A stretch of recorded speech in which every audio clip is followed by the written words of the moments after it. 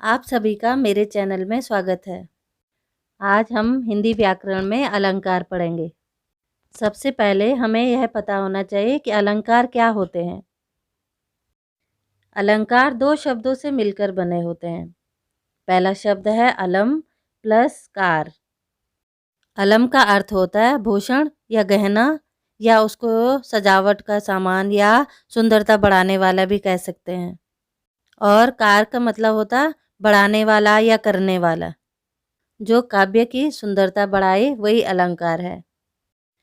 काव्य में कुछ ऐसे शब्द होते हैं जिनके कारण उनकी सुंदरता बढ़ जाती है, चाहे कविता हो या दोहा हो। एक औरत जब आभूषण पहनती है या गहने पहनती है तो उसकी सुंदरता और अधिक बढ़ जाती है। उसी प्रकार काव्य में कुछ शब्दों या कुछ अर्थों के कारण उसकी सुंदरता बढ़ जाती है। उसी को अलंकार कहते हैं। अलंकार के दो भेद होते हैं। पहला है शब्दालंकार और दूसरा है अर्थालंकार।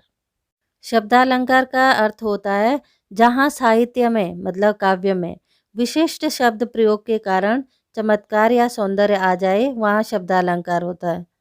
अर्थात काव्य में कुछ शब्दों के आने के कारण उनमें सौंदर्य उत्पन्न हो जाता है, वो सुंदर लगने लग जाते हैं, इसीलिए उन्हें शब्दालंकार कहा जाता है।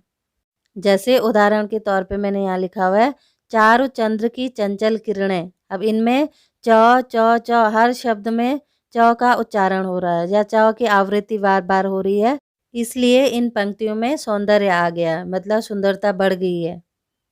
अलंकार का दूसरा भेद है अर्थालंकार। इसका मतलब है जहाँ साहित्य में अर्थ की विशिष्टता के कारण सौंदर्य आ जाता है, उसे अर्थालंकार कहते हैं। अर्थात काव्य में अर्थों के कारण, शब्दों के अर्थों के कारण जो सुंदरता आती है उसे अर्थालंकार कहते हैं। जैसे हाय फूल सी कोमल बच्ची हुई राख की थी ढेरी, यहाँ बच्ची की तुलना फूल से की गई है। अर्थात बच्ची को फूल के समान बताया गया है, अतः अर्थ के स्तर पर यहाँ पे सौंदर्य आ गया है। यहाँ पे शब्द को नहीं बल्कि अर्थ को ज़्यादा महत्व दिया गया है, इसीलिए ये अर्थालंकार कहा गया है। वैसे तो हिंदी में बहुत सारे अलंकार होते हैं, लेकिन कुछ मुख्य शब्दालंकार हैं, उनके बारे में पढ़ेंगे। पहला शब्दालंकार है अनुप्रास अलंकार। अनुप्रास अलंकार का अर्थ है जब काव्य में किसी वर्ण की बार बार आवृत्ति होती है, उसे अनुप्रास अलंकार कहते हैं। अर्थात एक ही वर्ण या एक ही अक्षर बार बार आता है तो उसे अनुप्रास अलंकार कहते हैं। जैसे रघुपति राघव राजा राम। अब यहाँ पे देखिए रघुपति में भी र आ रहा है, राघव में भी र आ रहा है, राजा में भी र आ रहा है और राम में भी र आ रहा है। एक ही वर्ण बार बार आ रहा है, उसकी आवृत्ति बार बार हो रही है, तो इसका मतलब है कि यह अनुप्रास अलंकार है। आप इन चीज़ों से अनुप्रास अलंकार को जल्दी पहचानेंगे। दूसरा उदाहरण देखिए तरणि तनुजा तट तमाल तरुवर बहुछाई। अब इनमें भी देखिए तो वर्ण की बार बार आवृत्ति हो रही है। सारे शब्दों में जो शुरू वाला अक्षर है या वर्ण है वो त है, इसलिए इसमें भी अनुप्रास अलंकार है। दूसरा है यमक अलंकार। काव्य में कोई शब्द एक से अधिक बार आए तथा उनके अर्थ में भिन्नता हो, मतलब उनके अर्थ अलग हो, तो वहाँ यमक अलंकार होता है। जैसे कनक कनकते सौगुनी मादकता अधिकाय, इह खाए बोरात जग उह पाए बोराय। इस दोहे में एक कनक का मतलब होता है धतूरा और एक कनक का मतलब है सोना।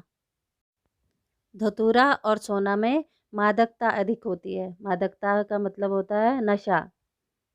इस दोहे में पहले कनक का अर्थ होता है धतूरा। धतूरा खाने से लोग अपना होश खो देते हैं। और दूसरे कनक का अर्थ होता है सोना, अर्थात जिनके पास बहुत ज़्यादा सोना आ जाता है, दौलत आ जाती है, तो वो लोग भी बौरा जाते हैं, अपना होश खो देते हैं। अब समझ आ गया होगा कि एक ही शब्द था, वो बार बार आया था, लेकिन उसके अर्थ अलग अलग थे। दूसरा उदाहरण है माला फेरत जुग भया, मिटा न मन का फेर, कर का मन का डार दे, मन का फेर। इस दोहे में मन का शब्द बार बार प्रयोग किया गया है और उनके अर्थ भी अलग अलग हैं। पहले मनके का अर्थ है हृदय और दूसरे मनके का अर्थ है माला का दाना। यहाँ कवि कहते हैं कि भगवान का नाम लेते लेते, माला जपते जपते तुमने युगों बिता दिए, लेकिन फिर भी तुम्हें अपने मन की शांति नहीं मिली। मतलब मन की, या मन का मतलब हृदय की शांति नहीं मिली। इसलिए इस हाथ में पकड़े मनके को जो तुम माला में डालकर घुमा रहे हो, इन्हें छोड़कर अपने मनके का ध्यान करो, अर्थात अपने हृदय की सुनो। तीसरा शब्दालंकार है श्लेष अलंकार। जब किसी एक शब्द का प्रयोग एक ही बार हुआ हो पर उसके अर्थ एक से अधिक हो, तो वहाँ श्लेष अलंकार होता है। अर्थात शब्द एक होना चाहिए लेकिन उसके अर्थ अलग अलग होने चाहिए। जैसे यमक अलंकार में थे, शब्द भी अलग अलग थे और उनके अर्थ भी अलग थे, लेकिन यहाँ पे शब्द एक है लेकिन अर्थ अलग हैं। जैसे मंगन को देख पट देत बार बार है। यहाँ पट शब्द का प्रयोग तो एक ही बार हुआ है पर उसके अर्थ एक से अधिक हैं। पट का अर्थ होता वस्त्र और पट का दूसरा अर्थ होता किवाड़ या दरवाजा। पट का पहला अर्थ है वह व्यक्ति मंगन मतलब मांगने वाला को देखकर बार बार उसे वस्त्र देता है। मतलब जो मांगने आता है तो उसको वस्त्र देता है, पट देता है। और दूसरे पट का अर्थ है वह व्यक्ति मांगने वाले को देखते ही दरवाजा बंद कर लेता है। मतलब पट बंद कर लेता है, दरवाजा बंद कर लेता है। प्रमुख अर्थालंकार में सबसे पहला है उपमा अलंकार। जब किसी एक वस्तु या व्यक्ति के समान गुणों की तुलना किसी अन्य वस्तु या व्यक्ति से की जाए, वहाँ उपमा अलंकार होता है। अर्थात एक व्यक्ति या वस्तु की तुलना किसी और से की जाती है। जैसे हरिपद कोमल कमल से। अब यहाँ भगवान के चरणों की तुलना कोमल कमल से की गई है। यहाँ पे भगवान के पैर कमल के समान बताए गए हैं। उपमा के कुछ उदाहरण। पहला है हाय फूल सी कोमल बच्ची हुई राख की थी ढेरी। मतलब जो अपने बच्ची को उसने किसकी तरह बताया है, फूल सी, अर्थात फूल के समान। दूसरा है यह देखिए अरविंद से शिशुवृंद कैसे सो रहे हैं। इस पंक्ति में जो शिशु है, बच्चा है, उसको अरविंद के समान बताया गया है। अरविंद मतलब कमल, तो बच्चा कमल के समान दिख रहा है। तीसरा उदाहरण है वह जिंदगी क्या जिंदगी जो सिर्फ पानी से बही। अर्थात यहाँ पे कहने का तात्पर्य यह है कि वह जिंदगी क्या है जो पानी की तरह बह जाए। उपमा अलंकार को आप इस तरह से पहचान सकते हैं कि शब्द के साथ सा, सी, से लिखा हो तो वह उपमा अलंकार होगा। जैसे कि आपने एक फिल्मी गाना सुना होगा, फूलों सा चेहरा तेरा कलियों से मुस्काने है। इन पंक्तियों में नायक नायिका का चेहरा फूलों के समान बता रहा है और उसकी मुस्कान को कलियों के समान बता रहा है। इसलिए गीत की इन पंक्तियों में भी उपमा अलंकार है। अब है रूपक अलंकार। जहाँ दो व्यक्तियों या वस्तुओं में गुण की समानता दिखाने के लिए उन्हें एक कर दिया जाता है, वहाँ रूपक अलंकार होता है। जैसे चरण कमल बंदो हरिराई। यहाँ भगवान के चरणों तथा कमल को एक कर दिया गया है। यहाँ चरणों को कमल के समान नहीं बताया गया, बल्कि ये बताया गया है कि जो भगवान के चरण हैं वो कमल हैं।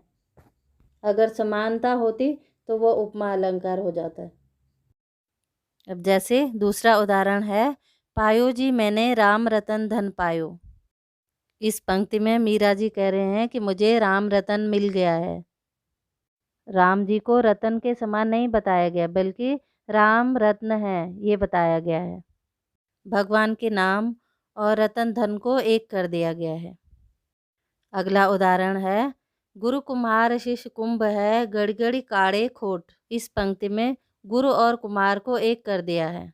अब है अतिशयोक्ति अलंकार। जहाँ किसी वस्तु या व्यक्ति का बड़ा चढ़ाकर वर्णन किया जाए, वहाँ अतिशयोक्ति अलंकार होता है। जैसे हनुमान की पूंछ में लगन न पाई आग, लंका शीघ्री जल गई, गए निशाचर भाग। यहाँ हनुमान की पूंछ की आग से लंका जलने और राक्षसों के भागने का वर्णन बढ़ा चढ़ाकर किया गया है। बताया गया है कि हनुमान की पूंछ में आग भी नहीं लगी थी और सारी लंका जल गई थी और सारे निशाचर जो भी राक्षस हैं वो भाग गए थे। अर्थात इस बात को बहुत बढ़ा चढ़ाकर बोला गया है। अतिशयोक्ति का एक और उदाहरण है, देख लो साकेत नगरी है यही, स्वर्ग से मिलने गगन में जा रही। यहाँ साकेत नगरी की ऊंचाई इतनी बढ़ा चढ़ाकर कही गई है, उसका इतना बढ़ा चढ़ाकर वर्णन किया गया है कि मतलब साकेत नगरी स्वर्ग से मिलने जा रही है, जबकि कोई नगरी स्वर्ग में मिलने तो नहीं जा सकती है। अब है उत्प्रेक्षा अलंकार। जहाँ उपमेय और उपमान की समानता के कारण उपमेय में उपमान की संभावना या कल्पना की जाए, वहाँ उत्प्रेक्षा अलंकार होता है। उपमेय का मतलब होता है जिस व्यक्ति या वस्तु की समानता बताई जाती है, और उपमान का मतलब होता है जिस प्रसिद्ध व्यक्ति या वस्तु से उपमेय की समानता की जाती है। अगर साधारण भाषा में बताया जाए तो यहाँ पे कहने का मतलब ये है कि किसी वस्तु या व्यक्ति की समानता किसी दूसरे व्यक्ति या वस्तु से की जाए तो वो उपमेय में उपमान की समानता कही जाती है। लेकिन यहाँ पे उत्प्रेक्षा अलंकार में क्या हो रहा है, संभावना की जा रही है या कल्पना की जा रही है। उपमा अलंकार में एक वस्तु की दूसरे वस्तु से समानता की जाती है, लेकिन उत्प्रेक्षा अलंकार में समानता की सिर्फ कल्पना या संभावना की जाती है। उत्प्रेक्षा अलंकार की पहचान एक यह भी है कि वहाँ पे मनु, मानो, मनो, मनहु, ज्यों, जनो, जानो, जनु, जानो शब्दों का प्रयोग होता है। जैसे उस काल मारे क्रोध के, तनु कांपने उसका लगा, मानो हवा के वेग से सोता हुआ सागर जगा। इस उदाहरण में यह बताया जा रहा है कि क्रोध के कारण उसका तन इस तरह से कांप रहा था जिस तरह से हवा के वेग से सोता हुआ सागर जग जाता है। अर्थात यहाँ पे कल्पना की जा रही है। इस उदाहरण में भी मानव शब्द का प्रयोग किया गया है। प्लीज़ मेरे वीडियो को लाइक, कमेंट, शेयर और सब्सक्राइब कीजिए और बेल आइकन को भी प्रेस कीजिए ताकि आपको नई वीडियो की नोटिफिकेशन मिलती रहे। धन्यवाद।